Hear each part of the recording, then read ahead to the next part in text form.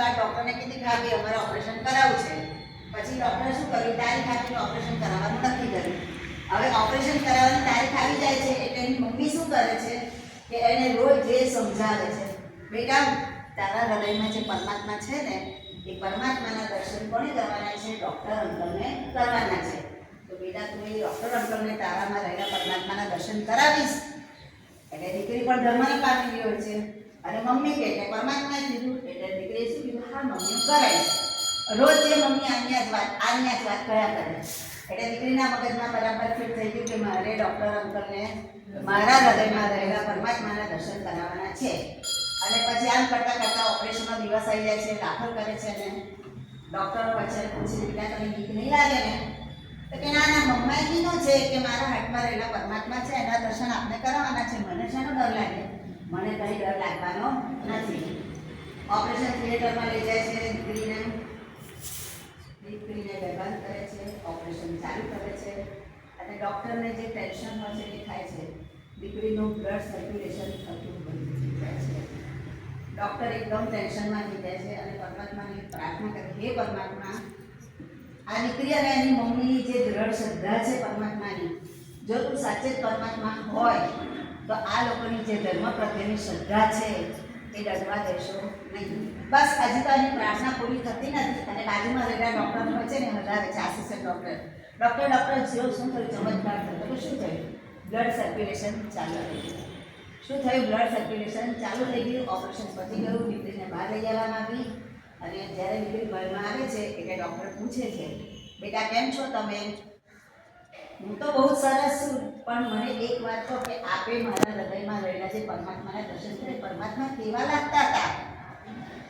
Doctor શું કહે છે? ધડ આંસુ સરી જાય છે અને ડૉક્ટર એમ કહે છે કે બેટા આજ દિન સુધી મેં આવા પરમાત્માના દર્શન ક્યારેય પણ કર્યા નથી અને આજે હું આ પરમાત્માના દર્શન કરું છું.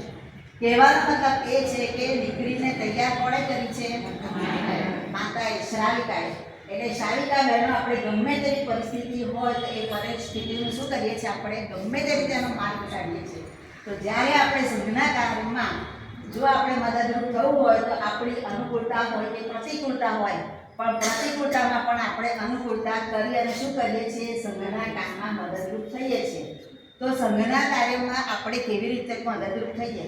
આજે આપણે 5-7 બાબતની વાત કરવાની છે. પહેલી વાત છે જિનાલય શુદ્ધિકરણ. તમારે અહીંયા શુદ્ધિકરણ કેટલી વાર થાય છે જિનાલયનું? વર્ષમાં 1 વાર. આપણે ઘરની સાફ સફાઈ કેટલા વખત કરીએ છીએ? અરે બોલવાની મજા આવે તો પછી આ તો મતભેદ આપી ગયા છે. હું એટલી રીતે બોલ્યા હા આપણે ઘણી વાર કરીએ રોજે તો કરીએ થોડું પણ આપણે ક્યારે કરીએ? ચતુર્માસ આવતો હોય, હોળી આવતી હોય, અઠાઈ આવતી હોય અને સૌથી બેસ્ટમાં બે સફાઈ ક્યારે કરીએ? કેમ કરીએ?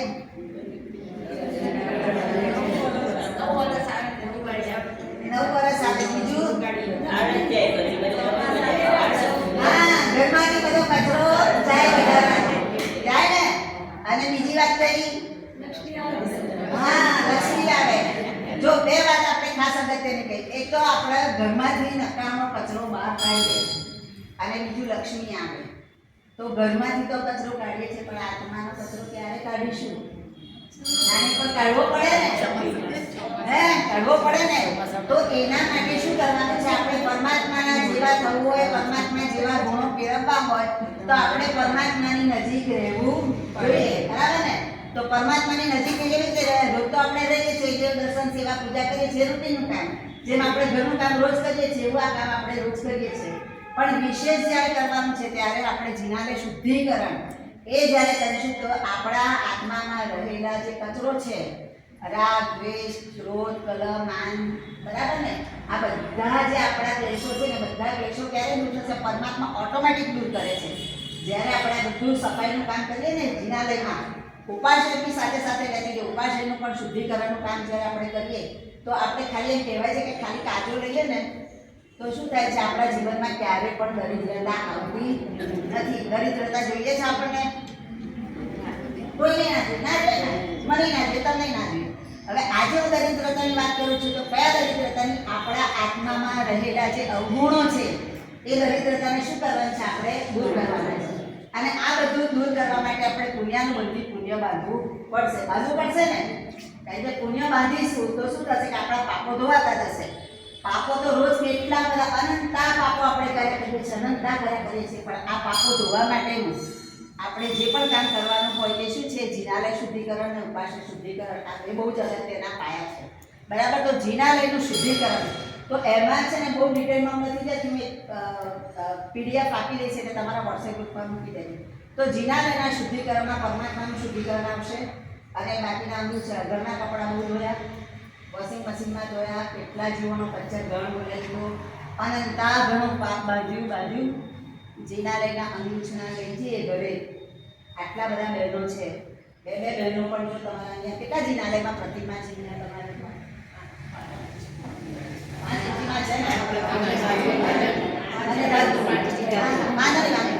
જેટલી પણ પ્રતિમા છે આપણે ધારો કે 5 પ્રતિમા અને બીજી 5-10 પ્રતિમા એમાંથી ધાતુની પણ પ્રતિમા છે. તો હવે આ બધી પ્રતિમાનું શુદ્ધિકરણ કરવા માટે હવે આપણે રોજે બરોજે આપણે જે જિનાલયમાં જઈએ છીએ, પરમાત્માની ભક્તિ કરીએ છીએ, તો આપણે ઘરે પરમાત્માની ભક્તિ કરીએ. કોરોના વખતે બધાને ખબર છે કેટલાક જણા ઘરે રહી ગયા હતા, કેટલાકના ઘરે ભગવાન હતા, તો પણ ઘર જેવી મજા અહીંયા આવે, અહીં જેવી મજા ઘેર આવી.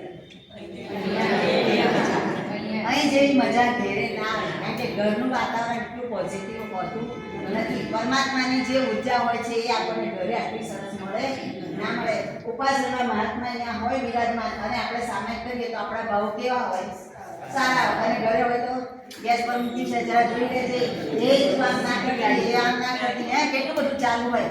ફોન આજે રીંગ વાગી, ફોન ઉપાડજે, જરા કોનો છે, જરા ધ્યાન રાખજે. પછી મને કેટલા બધા આ બધામાં હું છું તમારી સાથે, એવું ના સમજતા કાકા, હું પણ આમાં છું.